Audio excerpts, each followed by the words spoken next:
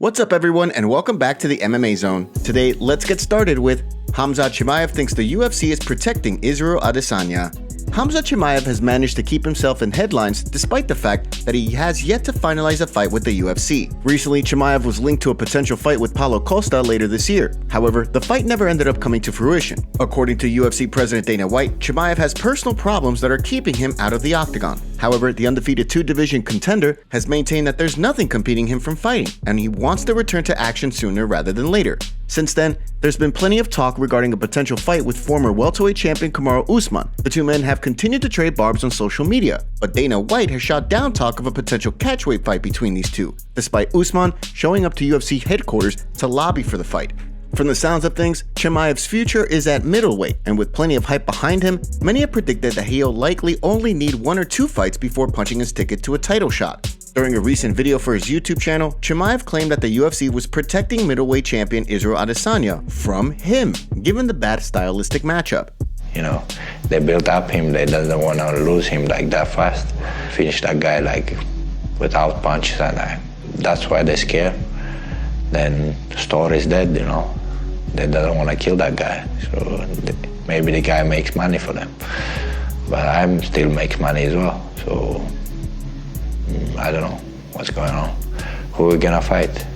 Chimaev also claimed that the UFC has told him that they have a fight for him in Abu Dhabi, likely on the UFC 294 pay-per-view card. While there's been no word on a potential opponent, Chimaev seems hell-bent on booking a fight against Usman. At the same time, he revealed that he's still open to returning to 170, claiming it makes no difference to him whether or not he cuts to welterweight or fights at middleweight. With plenty of options on the table, only time will tell who Chimaev will be competing against.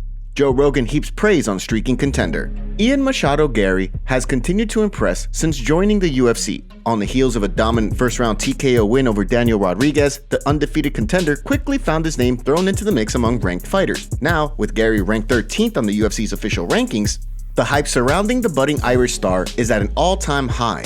In the recent episode of the Joe Rogan Experience, the longtime UFC commentator praised Gary, saying, "He's undefeated, so confident and so intelligent, beating Daniel Rodriguez like that in the last fight, and being the first guy to stop Rodriguez with strikes. That's a big deal. He's got it. Whatever it is, he's got it. He's on his way up."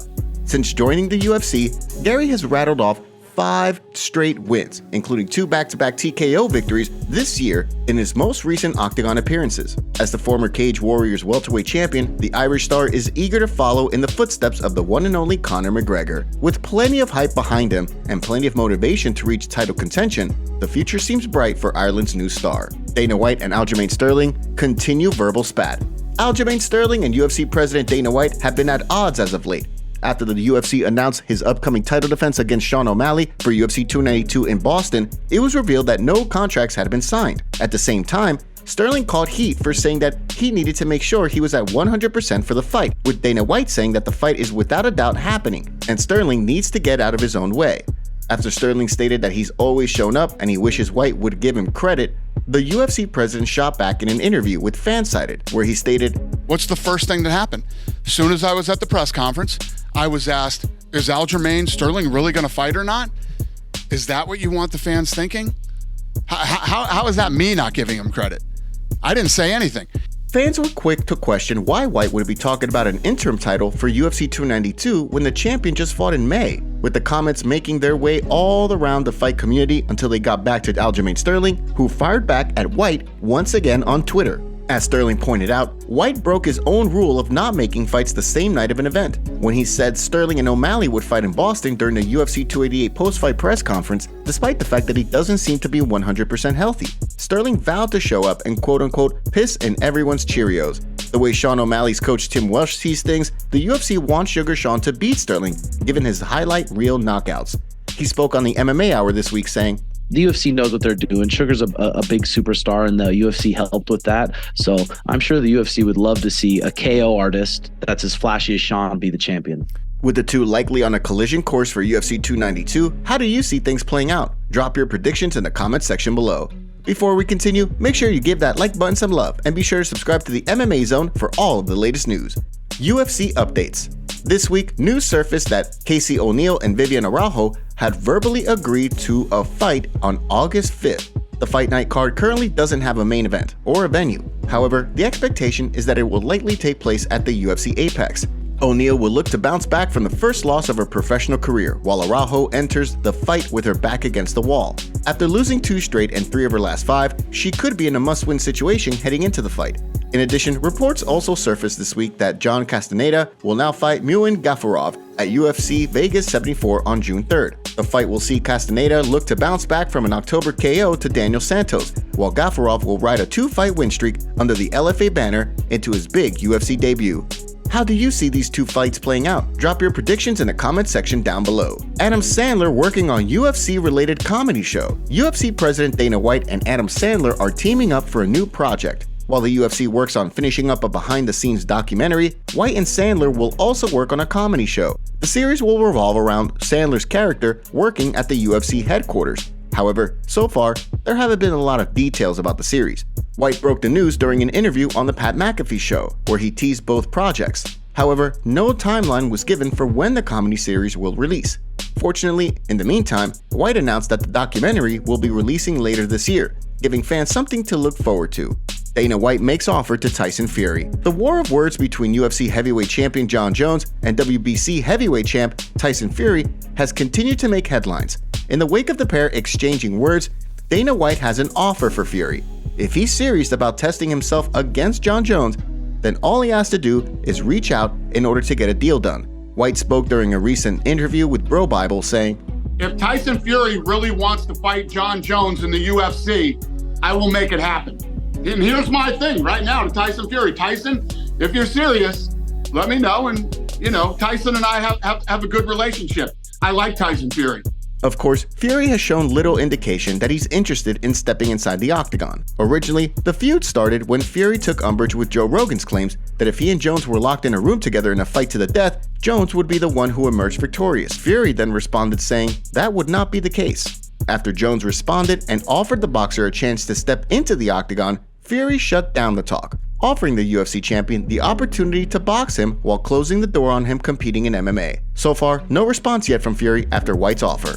Ray Longo doesn't think Aljamain Sterling gets the credit he deserves. Aljamain Sterling wants his respect, and from the sounds of things, his head coach, Ray Longo, agrees that the champion does not get the credit he deserves. The way he sees things, Sterling lives up to the Funkmaster nickname and doesn't have the perfect technique of a boxer. With that said, what he does bring is an incredibly crafty set of skills that he's able to implement in a way that makes it hard for his opponents to capitalize. Longo understands how fighters looking in from the outside could think they've identified holes in Sterling's game. However, as he pointed out, when they step inside the cage with him, it's a whole other ball game.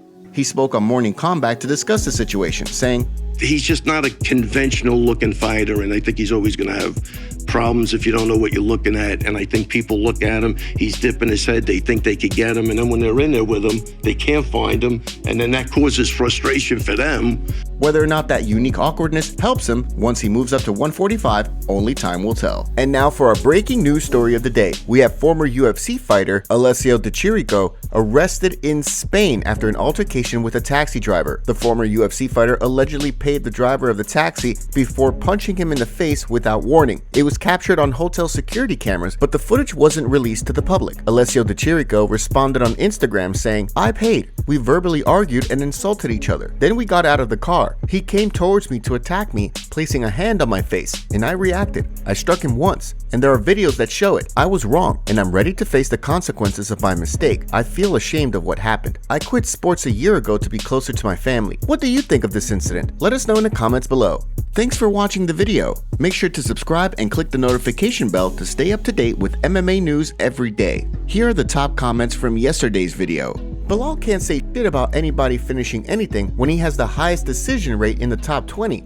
Dude literally couldn't even finish Gilbert, who had one arm. How is Bilal drawing any numbers in a fight? If Aljo doesn't earn your respect as champ after he beats Sugar, then you fight him. Duplessis needs to focus on Whitaker.